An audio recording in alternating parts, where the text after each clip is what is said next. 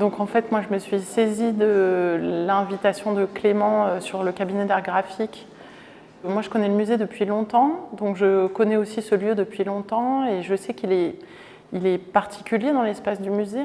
Et du coup je me suis dit, je vais me poser sur ce qu'il a d'intime, sur ce qu'il a de refermé sur lui-même et sur ce petit monde clos à l'intérieur même du musée. Et ça m'a vraiment parlé de ce que je pratique moi aussi par ailleurs, qui est l'atelier. L'atelier, c'est vraiment un petit monde fermé d'où on ne sort que quelques pièces de temps en temps.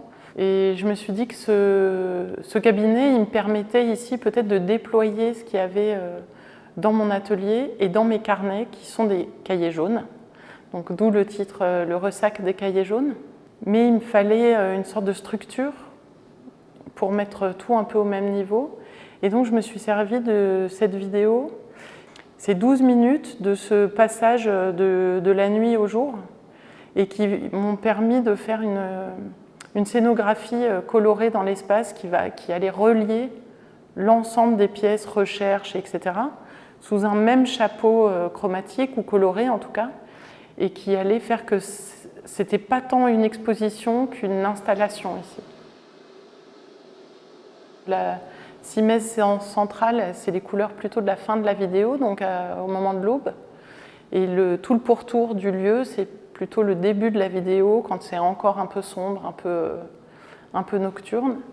Et ce film me permet de faire une bande qui est plus claire, à peu près à 1,50 m, qui va me donner un horizon tout le long de l'espace et où les pièces viennent s'accrocher à ce niveau-là de l'horizon, et ce qui me permet de mettre exactement au même niveau des pièces finies qui ont déjà été exposées dans des centres d'art, des musées, etc.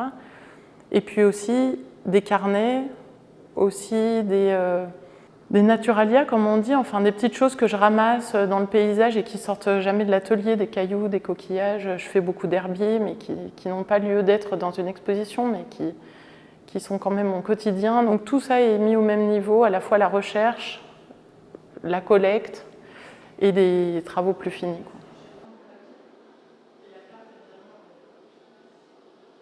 Et ensuite, il y a aussi une autre partie de mon travail qui est assez redondant aussi, c'est ce qui touche un peu à la mémoire, en tout cas aux traces que notre réel vient laisser dans notre mémoire. Et je pense que c'est un peu la même chose, et c'est comment le réel, on vient prélever dans le réel quelques éléments mémoriels qui viennent nous donner en fait, le matériel pour produire quelque chose aujourd'hui. Donc ça, c'est un travail qui s'appelle Chromos et Topos.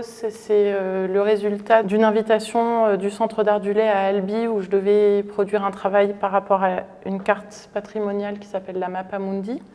Et donc j'ai relevé dans ce que la cartographie avait d'incointance entre un temps et un lieu donné pour produire une application sur laquelle des anonymes me laissaient des souvenirs de couleurs associés à des lieux. Et je vais vous en lire quelques-uns. Donc, par exemple, je me souviens du jaune frite en terrasse à Nantes. Je me souviens du bleu océan paisible à Maurice. Je me souviens du bleu pâle yeux de ma mère à Lyon, ou du bleu classeur du maître à Cambon. Je me souviens de l'argent du miroir de l'armoire normande. Je me souviens du gris ciel plombé de Norvège à Naresto.